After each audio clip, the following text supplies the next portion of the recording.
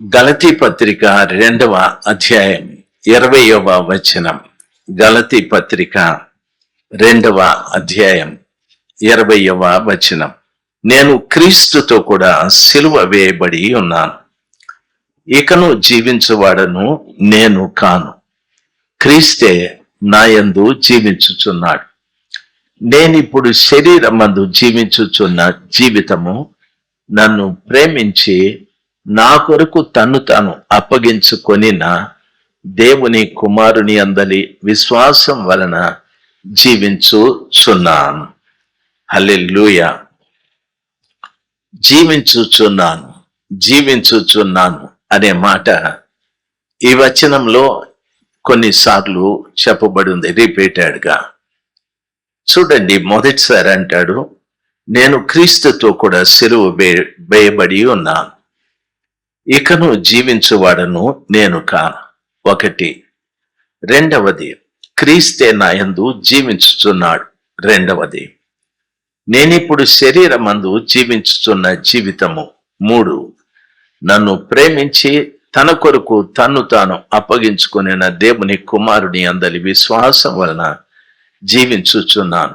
4. జీవించుచున్నాను అనే మాట 4 పర్యాయాలు ఈ వచనములో చెప్పబడి ఉంది. ఈ 4 పర్యాయాలు జీవించుచున్నాను అనే మాట ఎందుకు చెప్పాలి? మిమ్మల్ని ఎవరైనా అడిగితే, ఎరా పిలిస్తే పలకవేందిరా, చచ్చిపోయినావా ఏంది నువ్వు అంటే, నేనెందుకు చచ్చిపోయినా, బతికే ఉన్నాను. మరి ఎందుకు పలకలేదు అంటే, నాకు వినిపించలేదు అంటాడు. జీవముంది, ఆయన వినలేదు. అయితే మనం జీవించే ఈ జీవితం కాదు, ప్రభుల వారు మనకి ఇంకొక జీవితాన్ని ఇస్తాడు అని పౌలు గారు స్పష్టంగా సెలవిచ్చాడు. ఆయన చెప్పిన మాట, నేను క్రీస్తుతో కూడా సిలువ వేయబడి ఉన్నాను. ఇక్కడున్న ప్రతి బిడ్డ ఆలోచించాల్సింది, నేను క్రీస్తుతో కూడా సిలువ వేయబడి ఉన్నానని. దేవుని పిల్లలు బాగా వినాలి. యేసయ్య ఒక మాట చెప్పాడు, ఎవడైనా నన్ను వెంబడించగోరితే తను తాను ఉపేక్షించుకొని తన సిలువనెత్తుకొని నన్ను వెంబడించాలి అని చెప్తాడు.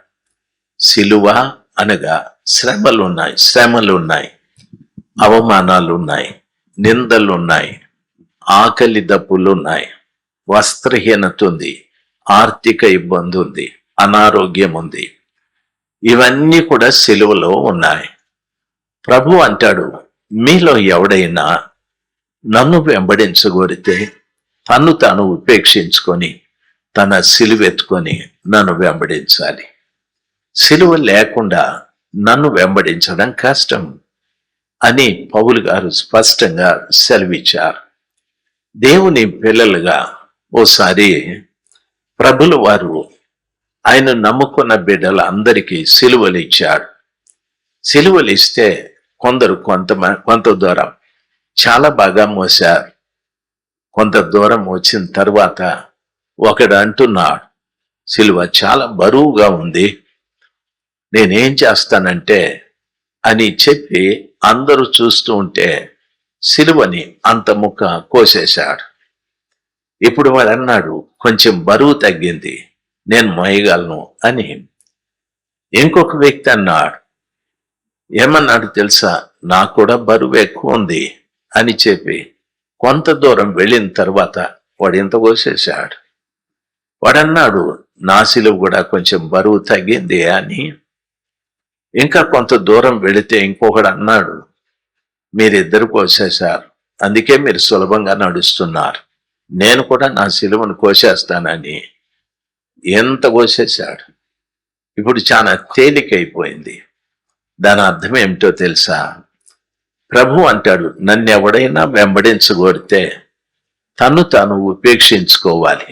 అంటే నువ్వెవరు మర్చిపోవాలి.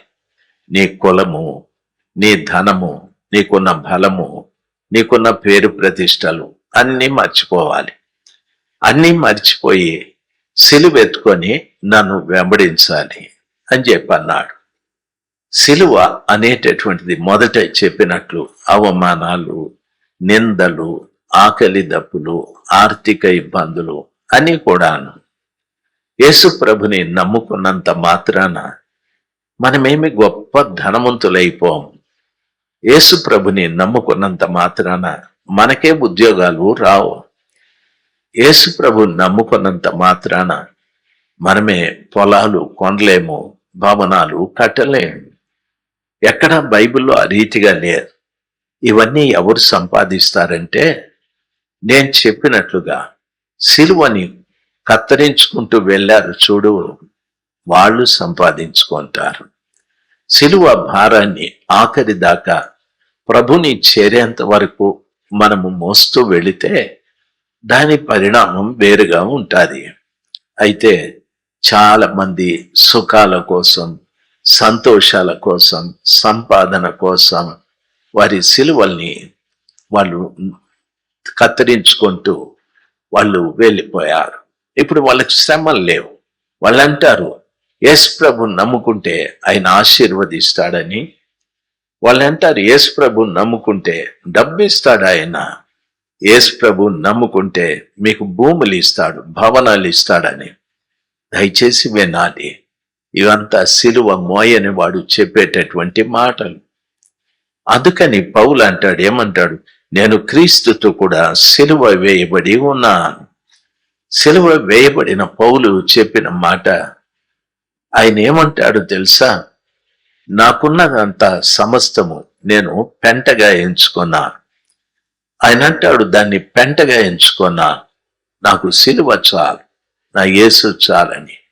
నీకేమేముంది పౌలు గారు అని అడిగితే ఆయన అంటాడు, నేను గమలియేలు పాదాల దగ్గర విద్యను అభ్యసించిన వాణ్ణి, ధర్మశాస్త్రాన్ని క్షుణ్ణంగా నేర్చుకున్న వాణ్ణి, అనర్గళంగా బోధించగలిగిన వాణ్ణి. అంతేకాదు, నాకు రోమా పౌరసత్వం ఉంది, నేను యూదుడను, నాకు రోమా పౌరసత్వం కూడా ఉంది. ఇంకా ఆయన చెప్తాడు, నేను ఎన్నో విషయాలు, పౌలు గారి తండ్రి గారు గుడారాల వ్యాపారాలు చేసేవాడు, బాగా డబ్బున్నటువంటి వ్యక్తి ఆయన, పేదవాడేమీ కాదు. పౌలు గారి తండ్రి సంపన్నుడే, ఆ ఇంట పుట్టిన పౌలు కూడా సంపన్నుడే. అయితే తండ్రి ద్వారా వచ్చే లాభాలు కానీ, ఆస్తులు కానీ, తనకున్న పేర్లు కానీ, ప్రతిష్టలు కానీ ఏమీ పట్టించుకోలేదు. తను సన్హెద్రేను సంఘంలో సభ్యత్వం ఉన్న వ్యక్తి. సన్హెద్రేను సంఘము అంటే ఇప్పుడు పార్లమెంటు, అసెంబ్లీ అని ఉంటారు. అక్కడ ఎమ్మెల్యేలు, మినిస్టర్లు ఉంటారు. ఆ రీతిగా ఇతడు కూడా రోమా చక్రవర్తి కాలంలో ఈయన కూడా ఒక ఆలోచనకర్తగా ఉండేవాడు, సలహాదారుడుగా ఉండేవాడు. అంత గొప్ప వ్యక్తి పౌలు. అవన్నీ కూడా నేను పెంటగా ఎంచుకున్నాను. నా కులము, నాకున్న ధనము, నాకున్న విద్య, నాకున్న పేరు, నాకున్న ప్రతిష్ట, ప్రతి ఒక్కటి పెంటగా ఎంచుకొని నేను ఇప్పుడు క్రీస్తు కొరకు బ్రతుకుతూ ఉన్నాను. నా మట్టుకైతే బ్రతుకుట క్రీస్తే, సావైతే నాకు లాభము అని చెప్పాడు. క్రీస్తు కొరకు నేను బ్రతకకుండా ఉంటే చనిపోయేదే మేలు అని చెప్పాడు.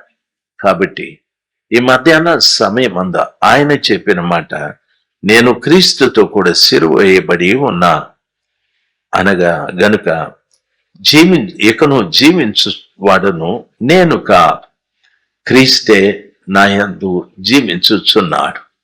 ఈ మాట గమనించాలి. నేను క్రీస్తుతో కూడా సిలువ వేయబడి ఉన్నాను గనుక ఇకను జీవించువాడు నేను కాదు, నాయందు క్రీస్తే జీవించుచున్నాడు.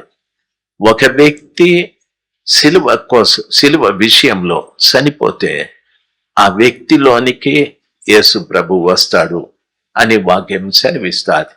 నా మాటలు బాగా వినాలి. ఒక వ్యక్తి సిలువ కొరకు చనిపోతే అంటే యేసయ్యని వెంబడించే నీవు సిలువను మోసేటప్పుడు అవమానాలు కానీ, నిందలు కానీ, ఆకలి దప్పులు కానీ, ఆర్థిక ఇబ్బందులు కానీ ఎన్ని వచ్చినా నువ్వు సహిస్తూ ఉన్నావు అంటే నీవు సిలువ కొరకు చనిపోతున్నావు అని దాని అర్థం. ఎప్పుడు సిలువ కొరకు నేను చనిపోవడం జరుగుతుందో వెంటనే యేసు నాలో జీవించడం ప్రారంభిస్తాడు. బైబిల్ ఆ రీతిగా సెలవిస్తారు. దేవుని పిల్లలుగా ప్రతి వారు గమనించాల్సింది, యేసు ప్రభుల వారు అక్కడున్నాడు, యేసు ప్రభుల వారు ఇక్కడున్నాడు. ఎమానియల్ చర్చిలో ఉన్నాడు, భక్త్ సింగ్ గారి చర్చిలో ఉన్నాడు, పెంతెకోస్తు చర్చిలో ఉన్నాడు, లేదు పెనుయేలు గోయలు అని చెప్పచ్చు. ప్రభు అలాగా ఎవరు సిలువ కొరకు చనిపోతారో వారిలో ప్రభు నివాసం చేస్తానని ప్రభుల వారు అంటారు. నేను మళ్ళా చెప్తాను, ఎవడైనా నన్ను వెంబడించగోరితే తను తాను ఉపేక్షించుకొని తన సిలువెత్తుకొని నన్ను వెంబడించాలని. శ్రమలు శ్రమలు శ్రమలు, అవమానాలు, నిందలు అన్నీ వస్తాయి, అన్నీ భరించాలి. అది కరోనా కాలం. ఆ కరోనా దినాలలో ఓ బిడ్డకు కరోనా వచ్చేది. దరిదాపు ఆ బిడ్డ వయసు 3-4 సంవత్సరాలు. ఆ తల్లిదండ్రులు హాస్పిటల్కి తీసుకెళ్లారు. వైద్యులు ఆ బిడ్డని పరీక్ష చేసి నో హోప్స్, ప్రయోజనం లేదు, చేయి దాటిపోయింది, ఈ బిడ్డ బ్రతకదు అని చెప్పారు. ఆ తండ్రి తాను బిడ్డకు కరోనా అని తెలిసి ఆయన కొంత దూరంగా ఉన్నాడు. తల్లి ప్రతిరోజు ఆ బిడ్డకు స్నానం చేయించడం, మందులు ఇవ్వడం, ఆ బిడ్డకు భోజనం పెట్టడం, ఇవన్నీ భర్త చూసి అంటున్నాడు. కరోనా ఉందని తెలిసి వాడితో నువ్వు ఉన్నావేంది అంటే, వాడు నా బిడ్డ అండి, వాడు నా బిడ్డ, నా కడుపున పుట్టిన బిడ్డ. ఒకవేళ కరోనా వస్తే నేను కూడా భరిస్తాను. ఒకవేళ కరోనా ద్వారా చనిపోతే చనిపోతాను, నా బిడ్డ కోసం రోగమైనా భరిస్తా, సావైనా సహిస్తానని ఆ తల్లి ఆ బిడ్డకు అలాగే పరిచర్య చేశాది. రాత్రి పగళ్ళు 2 రోజులు అయ్యాది, 3 రోజులు అయ్యాది, 4 రోజులు అయ్యాది. బిడ్డకు ఆ జబ్బు తగ్గలేదు. తల్లికి ఆ జబ్బు వచ్చేసాది. తల్లి దగ్గుతూ ఉంది, తల్లికి జలుబు వచ్చేస్తూ ఉంది, జ్వరం ఎక్కువైపోయాది. తల్లి బిడ్డ భర్త చూసి అంటున్నాడు, అసలు నీకు బుద్ధి లేదు, నేను వాని కరోనా అని చెప్పిన వాన్ని మీద పడుకోబెట్టుకోవడం, తినడం ఇవన్నీ చేశావు, చూడు ఎంత మీదికి తెచ్చుకున్నావు, ఎంత ఇబ్బంది పడుతున్నావు అని. ఆ తల్లి అంటుంది, అయ్యా ఆ జబ్బు నాకొచ్చినా పర్వాలేదు, నా బిడ్డకు రాకూడదు అయ్యా, నాకొచ్చినా పర్వాలేదు, నా బిడ్డకు రాకూడదు, ఆ బిడ్డను బ్రతికించటానికి నేను చనిపోయినా పర్వాలేదని ఆ తల్లి మాట్లాడుతూ ఉంది. హాస్పిటల్కి వెళ్తే డాక్టర్ గారు అన్నారు, నీకు బుద్ధి లేదమ్మా, కరోనా తాగితే చచ్చిపోతారని తెలీదా? డాక్టర్ దయచేసి ఆ మాట అనకండి, నా బిడ్డ రోగంతో చావకూడదు, వాడు బ్రతకాలి, వాని కోసం నేను చనిపోయినా పర్వాలేదని. మీరు నమ్మండి, ఆ రీతిగా ఆ తల్లి ఆ బిడ్డ విషయంలో ఒడంబడిక అంటే ఆ తీర్మానం చేసుకొని తల్లి ముందుగా చచ్చిపోయాది, బిడ్డ తర్వాత చనిపోయాడు. తల్లి త్యాగం ఎంత గొప్పది! బిడ్డను బ్రతికించుకోవాలని.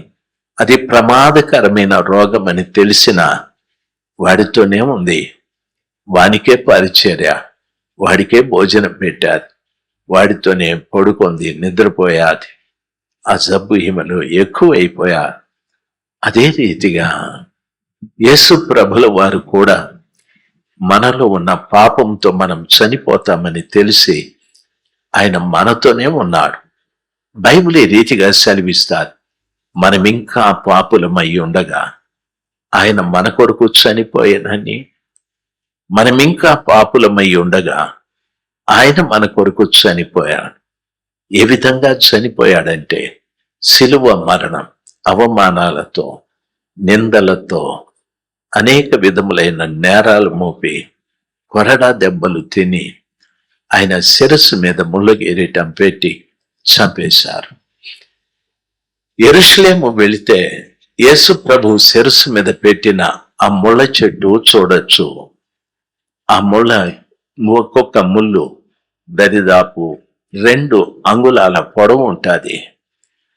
ఆ ముళ్ళ తీగని అల్లి ఆయన తల మీద పెట్టి రాణువారు నొక్కారు దాన్ని. తలలో నుండి రక్తము భయంకరంగా వచ్చాది. ఆ ముళ్ళు ఎంత షార్ప్ అంటే, ఎంత పదునైందంటే చాలా పదునైంది. ఇట్లా గుచ్చితే నిమిషానికి లోపలికి వెళ్ళిపోతాది. అంత షార్పుగా ఉంటారు. దయచేసి గమనించాలి. అంత హింసని ఎందుకు భరించాలి?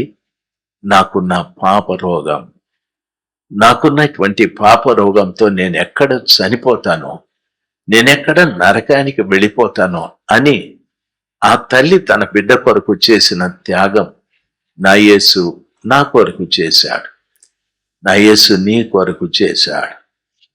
ఆయన చనిపోయి మనకు జీవం ఇచ్చాడు. ఆ విషయాన్ని పౌలు అంటాడు, నేను క్రీస్తుతో కూడా సిలువ వేయబడి ఉన్నాను, ఇకను జీవించువాడును నేను కాదు, క్రీస్తే నా యందు జీవించుచున్నాడు.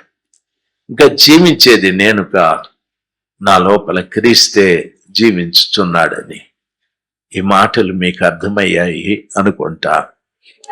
మరణము, పాపము ద్వారా మనకు సంక్రమించే మరణము నుండి ప్రభు తప్పించి మనల్ని జీవింపచేయటానికి, అంటే పాపంతో చనిపోతున్నటువంటి మనల్ని బ్రతికించి పాపాన్నంతా కూడా తీసుకొని ఆయన చనిపోయి ఆ కృపగల దేవుడు మళ్ళా నీలో జీవించటానికి, సిలువ కోసమై మనము చనిపోయిన కారణాన ఆ కృపగల దేవుడు నీలో జీవించటానికి అదే అంటున్నాడు ఆయన.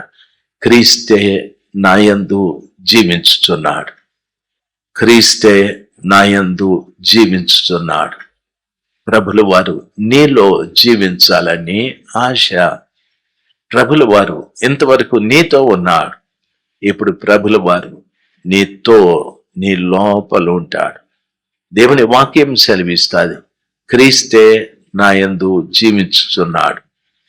ఈ మధ్యాహ్న సమయం అది మాట ఆలోచించాలి. ఏమనో తెలుసా?